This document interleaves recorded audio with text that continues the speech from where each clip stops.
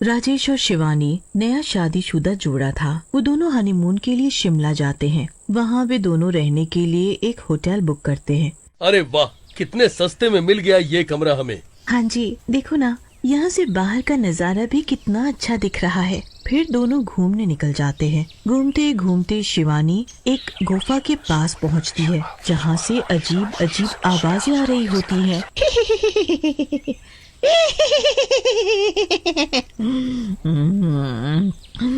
कितनी अच्छी खुशबू आ रही है। लगता है कोई नई नवेली दुल्हन आ रही है। शिवानी आवाजें सुन के उस गुफा में घुस जाती है, जहाँ एक बरसों पुरानी आत्मा रहती थी। उस आत्मा को नई नई शादीशुदा लड़कियां बहुत पसंद थी। आओ आओ आओ, अंदर आओ। कितना अच्छा सेंट लगाया हुआ है तुमने। कौन है वहाँ? कौन हंस रहा है? अंदर आ जाए। जैसे ही शिवानी और अंदर जाती है, आत्मा शिवानी पर कब्जा कर लेती है।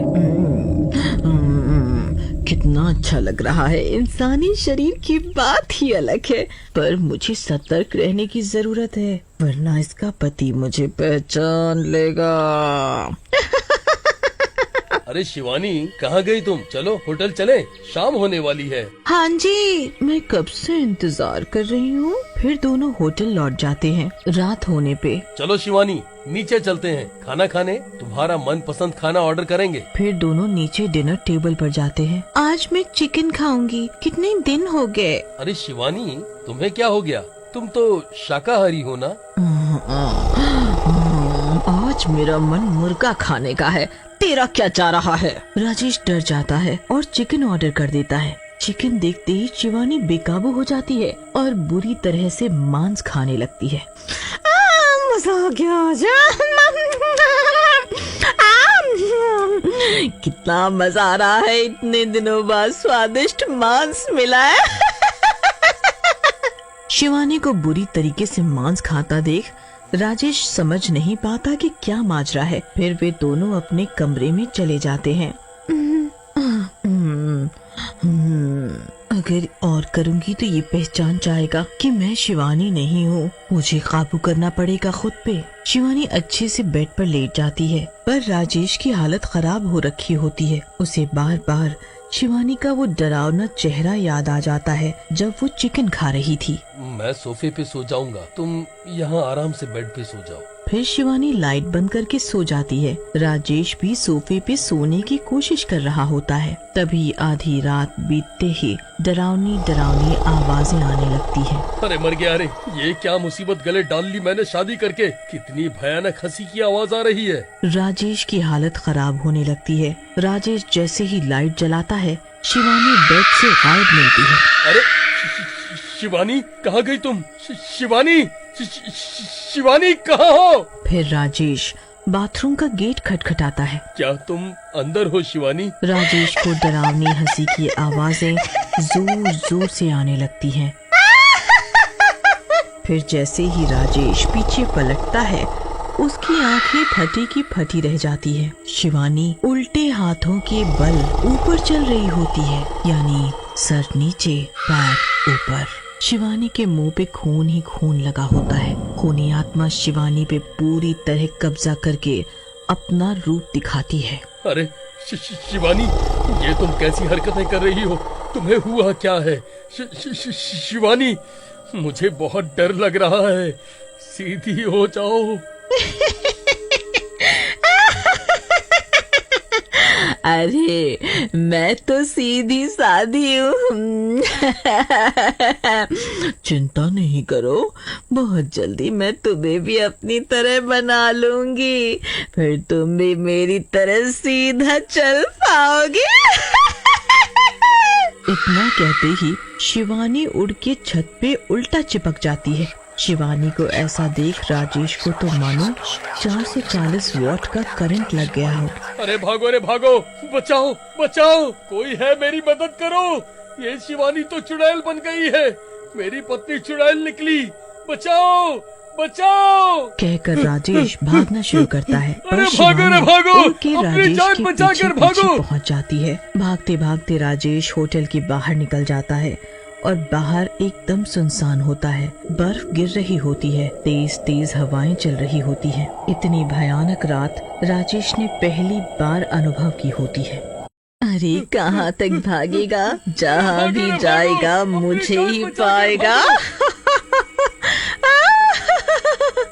मुझे छोड़ दो चुड़ैल जी, मैंने तुम्हारा क्या बिगाड़ा है, क्यों मेरी जान लेना चाहती हो? भागते भागते राजेश उसी खूनी आत्मा की गुफा में घुस जाता है और एक बड़े से पत्थर के पीछे छुप जाता है। शिवानी भी उड़ते उड़ते उसी गुफा में आ जाती है। अरे मूर्ख, ये तो तू खुद मेरा शिकार बनने आ गया।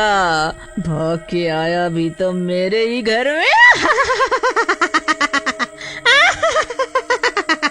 अरे मर गया रे, आज तो मैं ये खूब शादी रचाई मैंने, आसमान से गिरा तो खजूर पे अटक गया आके। भगवान रक्षा करो मेरी।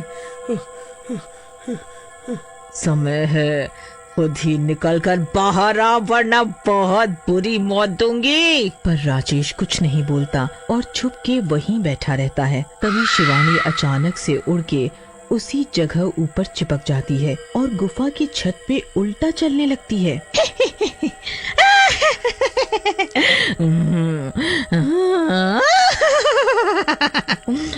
तो तू यहाँ छुपा बैठा है, आखिर मिल ही गया। अब कैसे बचेगा तू? अरे मैंने तुम्हारा क्या बिगाड़ा है, छोड़ दो मुझे। नहीं, मुझे मत मारो। बदला चाहिए मुझे, बदला चाहिए। बदला? कैसा बदला? मैं खूनी आत्मा हूँ। बहुत सालों पहले मेरी भी नई नई शादी हुई थी, पर मेरे पति ने सिर्फ पैसों की लालच में मुझसे शादी रचाई थी। शादी के बाद सारे पैसे गहने मिलने के बाद वो मुझे ये हनीमून के बहाने शिमला लाया। मेरे हाथों की मेहंदी भी नहीं हटी थी कि उसने मुझे जान से मार दिया और इसी गुफा में मेरी लाश सड़ने के लिए छोड़ दिया। शिवानी नई नवेली दुल्हन थी और मुझे नई नवेली दुल्हन की खुशबू आ जाती है। शिवानी जब गुफा में आई तब मैंने अपनी शक्ति का उपयोग करने के लिए इंसानी शक्ति में प्रवेश कर लिया। आप शिवानी का शरीर छोड़ दो, उसके बदले में आपको जिस तरह भी मैं मदद कर सकूं मुझे बताओ। मुझे मोक्ष चाहिए, जो मुझे अपना बदला लेके ही मिलेगा।